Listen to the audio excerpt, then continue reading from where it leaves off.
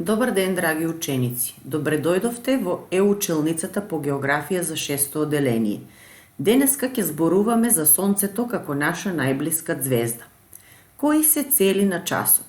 Целите на овој час се да го препознаваат Сонцето како наша најблиска звезда, да ги објаснуваат карактеристиките на Сонцето, да ја опишуваат градбата на сончевата маса и да се научи дека Сонцето е фактор за животот на Земјата.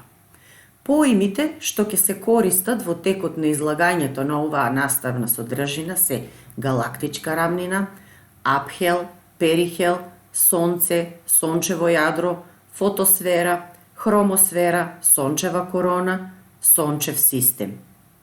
Во продолжение да видиме каде е местоположбата на Сонцето во Вселената.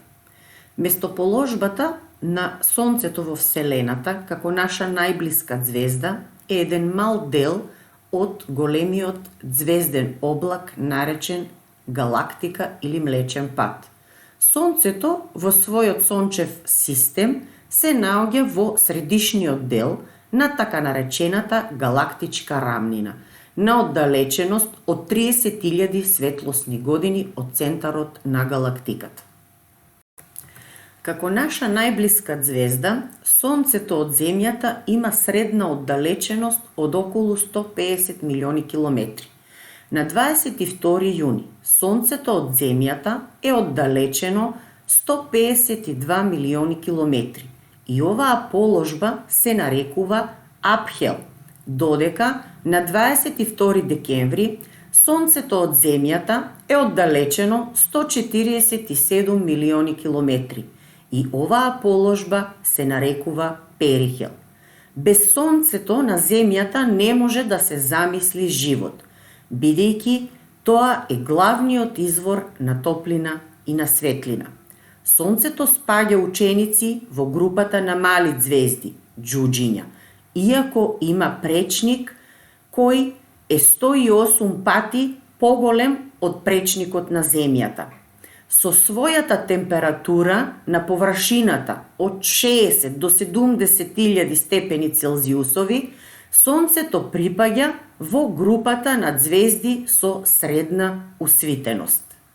На овој слайд можете да видите како е представена, односно која е оддалеченоста на Земјата во однос на Сонцето. Во продолжение ќе видиме нешто за физичките карактеристики на Сонцето. Како усвитено небесно тело, ученици, Сонцето се состои од 4 сфери, кои се разликуваат по своите физички карактеристики. Тоа се сончевото јадро, фотосферата, хромосферата и сончевата корона. Сончевото јадро, ученици, и фотосферата се погустиот дел од сончевата градба, во кои се наоѓаат главниот извор на високите температури, додека хромосферата и сончевата корона ја градат сончевата атмосфера. Поради високата градба од Сонцето, постојано се рефлектира јака светлина и висока температура во околината што го опкружува.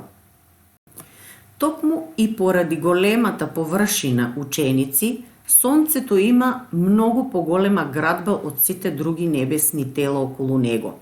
Помалите пак небесни тела, поради големата привлечност на Сонцето, се принудени да се движат по одредени патеки околу него. Сонцето, 9 планети, природните сателити, планедоидите, големиот број на комети и метеори го сочинуваат нашиот сончев систем. За настанокот, ученици, на сончевиот систем постојат голем број на хипотези, односно предпоставки. Како најверодостојна се смета Кант-Лапласовата хипотеза, која тврди дека сончевиот систем настанал со распаѓање на една голема прамаглина. Во продолжение, ученици, да видиме кое е влијанието на Сонцето за животот и изгледот на Земјата.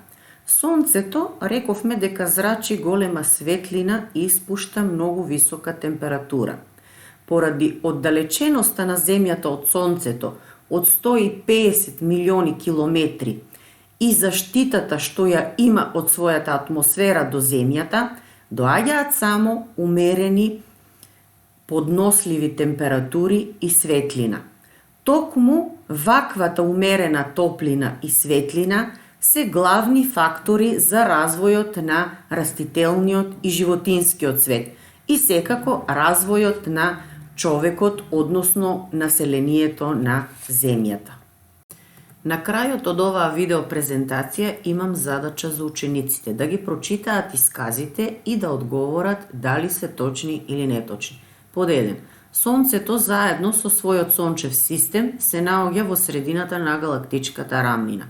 Сонцето е наша најдалечна звезда.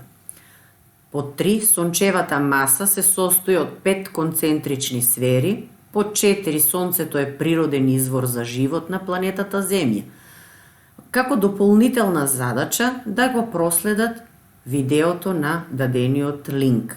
Доколку сакаат да го проверат, односно да ги проверат исказите дали се точни или неточни, на следниот слайд имаат листа на одговори. Под 1 одговорот е точен, под 2 неточен, под 3 неточен и под 4 точен. Драги ученици, благодарам за вниманието, се гледаме во некое наредно видео. Довидување.